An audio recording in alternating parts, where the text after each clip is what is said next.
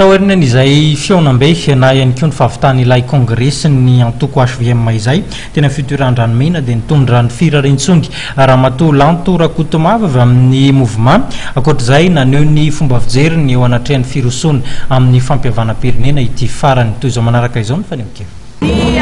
fampihavana-pirenena manko dia fandamina